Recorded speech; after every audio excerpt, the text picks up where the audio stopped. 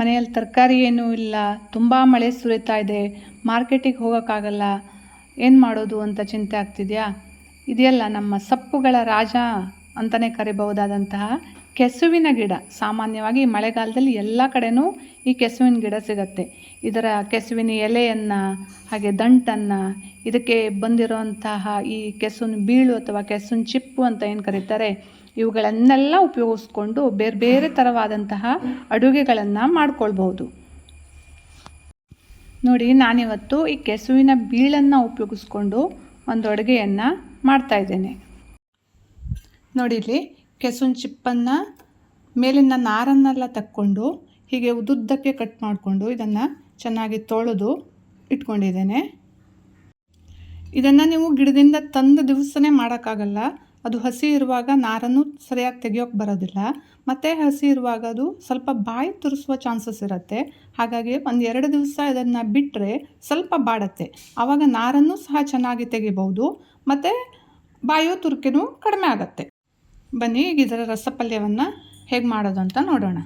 ಈಗ ಒಂದು ಪಾತ್ರೆಯನ್ನು ಬಿಸಿಗಿಟ್ಟು ಅದಕ್ಕೆ ಒಂದು 2 ಟೇಬಲ್ ಸ್ಪೂನಷ್ಟು ಎಣ್ಣೆ ಹಾಕ್ಕೊಂಡಿದ್ದೇನೆ. ಎಣ್ಣೆ ಬಿಸಿ ಆಗ್ತಿದ್ದಾಗೆ ಅದಕ್ಕೆ ಉದ್ದಿನಬೇಳೆಯನ್ನು ಹಾಕ್ಕೊಳ್ತಾ ಇದ್ದೇನೆ. ಹಾಗೆ ಸ್ವಲ್ಪ ಸಾಸಿವೆಯನ್ನು ಹಾಕ್ಕೊಳ್ತಾ ಇದ್ದೇನೆ. ಸ್ವಲ್ಪ ಜೀರಿಗೆಯನ್ನು ಹಾಕ್ಕೊಳ್ತಾ ಇದ್ದೇನೆ. ಕರಿಬೇವಿನ ಎಲೆಗಳನ್ನು ಹಾಕ್ಕೊಳ್ತಿದ್ದೇನೆ. ಹಾಗೆ ಜಜ್ಜಿಟ್ಕೊಂಡಿರುವಂತಹ ಬೆಳ್ಳುಳ್ಳಿ ಹೆಸರುಗಳನ್ನು ಹಾಕ್ಕೊಳ್ತಾ ಇದ್ದೇನೆ. ನಾನಿಲ್ಲಿ ಸ್ವಲ್ಪ ಬೆಳ್ಳುಳ್ಳಿಯನ್ನು ಜಾಸ್ತಿ ಹಾಕ್ಕೊಳ್ತಾ ಇದ್ದೇನೆ, ಯಾಕೆಂದರೆ ಈ ಕೆಸುವಿನ ಚಿಪ್ಪು ಸ್ವಲ್ಪ ಗ್ಯಾಸ್ ಇರುತ್ತೆ. ಹಾಗಾಗಿ ಇದಕ್ಕೆ ಬೆಳ್ಳುಳ್ಳಿಯನ್ನು ಸ್ವಲ್ಪ ಜಾಸ್ತಿ ಹಾಕ್ಕೊಳ್ತೇನೆ, ಫ್ಲೇವರು ಚೆನ್ನಾಗಿರುತ್ತೆ ಅಂತ. ಬೆಳ್ಳುಳ್ಳಿ ಸ್ವಲ್ಪ ಫ್ರೈ ಆಗ್ತಿದ್ದಾಗೆ ಇದಕ್ಕೆ ಹೆಚ್ಚಿಟ್ಕೊಂಡಿರುವಂತಹ ಕೆಸುವಿನ ಬೀಳುಗಳನ್ನು ಹಾಕ್ಕೊಳ್ತಾ ಇದ್ದೇನೆ. ಈಗ ಇದನ್ನು ಸ್ವಲ್ಪ ಬಾಡಿಸ್ಕೊಳ್ಬೇಕು. ಈಗ ಇದಕ್ಕೆ ಬೇಯಲಿಕ್ಕೆ ಬೇಕಾಗುವಷ್ಟ ನೀರನ್ನು ಹಾಕ್ಕೊಳ್ತಾ ಇದ್ದೇನೆ. ಹಾಗೆ ಸ್ವಲ್ಪ ಅರಿಶಿಣದ ಹುಡಿ. ಇದರಲ್ಲಿ ಸ್ವಲ್ಪ ಲೋಳೆ ಅಂಶ ಇರುತ್ತೆ, ಬೆಂಡೆಕಾಯಿ ಥರ. ಅದಕ್ಕೆ ನಾನಿಲ್ಲಿ ವಾಟೆ ಹುಳಿಯನ್ನು ಹಾಕ್ಕೊಳ್ತಾ ಇದ್ದೇನೆ. ನೀವು ಆಮ್ಚೂರ್ ಪೌಡರ್ ಬೇಕಿದ್ದರೆ ಬಳಸ್ಬೋದು. ಈಗ ಅದನ್ನು ಮಿಕ್ಸ್ ಮಾಡಿ ಸ್ವಲ್ಪ ಹೊತ್ತು ಬೇಯಲಿಕ್ಕೆ ಬಿಡಬೇಕು. ಬೇಗ ಬೇಯುತ್ತೆ ಇದು. ಸ್ವಲ್ಪ ಹೋಳುಗಳು ಬೆಂದ ಮೇಲೆ ಇದಕ್ಕೆ ಉಪ್ಪು ಬೆಲ್ಲವನ್ನು ಸೇರಿಸ್ಕೊಳ್ಬೇಕು. ನೋಡಿ, ಇದು ಕುದೀತಾ ಇದೆ. ಈಗ ಇದಕ್ಕೆ ರುಚಿಗೆ ತಕ್ಕಷ್ಟು ಉಪ್ಪು ಹಾಗೂ ಬೆಲ್ಲವನ್ನು ಹಾಕ್ಕೊಳ್ತಾ ಇದ್ದೇನೆ.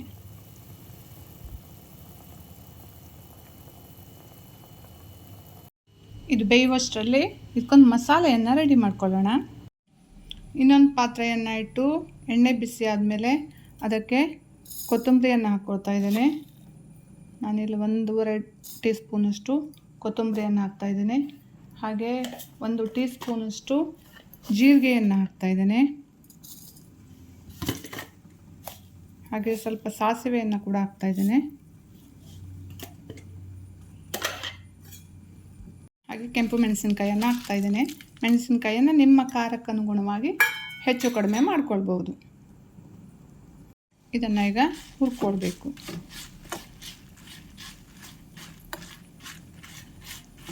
ಇದನ್ನು ನಮ್ಮ ಅಮ್ಮ ತುಂಬ ಚೆನ್ನಾಗಿ ಮಾಡ್ತಾರೆ. ಆ್ಯಕ್ಚುಲಿ ನಾನು ಅವರಿಂದನೇ ಕಲ್ತಿರೋದು ಈ ಅಡುಗೆಯನ್ನು.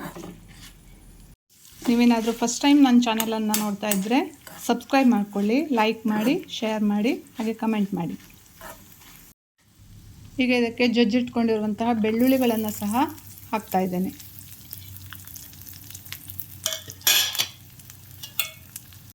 ಹಸಿ ವಾಸನೆ ಹೋಗೋ ತನಕ ಕುಟ್ಕೊಳ್ಳಿ.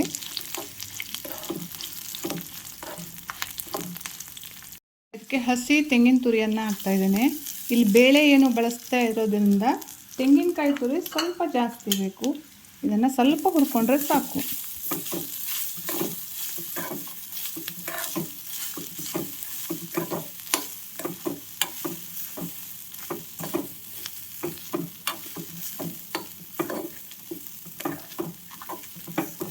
ಇದು ಅನ್ನದ ಜೊತೆಗೆ, ಚಪಾತಿ ಜೊತೆಗೆ ಎಲ್ಲ ತುಂಬ ಚೆನ್ನಾಗಿರುತ್ತೆ. ಇದಕ್ಕೆ ಹಸಿ ತೆಂಗಿನ ತುರಿಯನ್ನು ಹಾಕ್ತಾ ಇದ್ದೇನೆ. ಇಲ್ಲಿ ಬೇಳೆ ಏನು ಬಳಸ್ತಾ ಇರೋದ್ರಿಂದ ತೆಂಗಿನಕಾಯಿ ತುರಿ ಸ್ವಲ್ಪ ಜಾಸ್ತಿ ಬೇಕು. ಇದನ್ನು ಸ್ವಲ್ಪ ಹುರ್ಕೊಂಡ್ರೆ ಸಾಕು.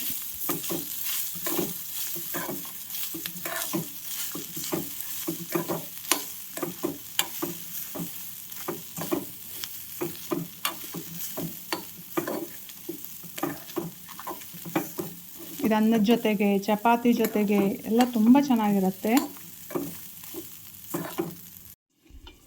ನೋಡಿ ಇದೀಗ ಬೆಂದಿದೆ. ಇದನ್ನು ಒಂದು ಹೋಳನ್ನು ಈ ಕೈಯಲ್ಲಿ ನಿಮ್ಗೆ ಹಿಸ್ಕ್ ನೋಡಿದ್ರೆ ಗೊತ್ತಾಗುತ್ತೆ ನೋಡಿ ಎಷ್ಟು ಚೆನ್ನಾಗಿ ಬೆಂದಿದೆ ಅಂತ. ಈಗ ಇದಕ್ಕೆ ರುಬ್ಬಿಟ್ಕೊಂಡಿರುವಂತಹ ಮಸಾಲೆಯನ್ನು ಸೇರಿಸ್ತಾ ಇದ್ದೇನೆ.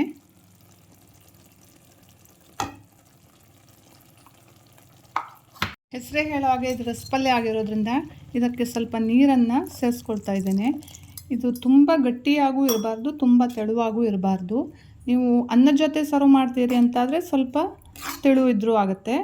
ಇನ್ನು ಸೈಡ್ ಡಿಶ್ ಆಗಿ ಅಥವಾ ಚಪಾತಿ ರೋಟಿ ಜೊತೆ ಬಳಸ್ತೀರಾ ಅಂತಾದರೆ ಸ್ವಲ್ಪ ಗಟ್ಟಿಯಾಗಿದ್ದರೂ ನಡೆಯುತ್ತೆ.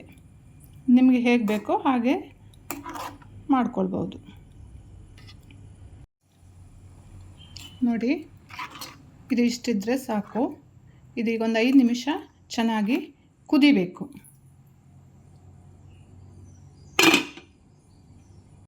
ನೋಡಿ ಇದೀಗ ಚೆನ್ನಾಗಿ ಕುದೀತಾ ಇದೆ.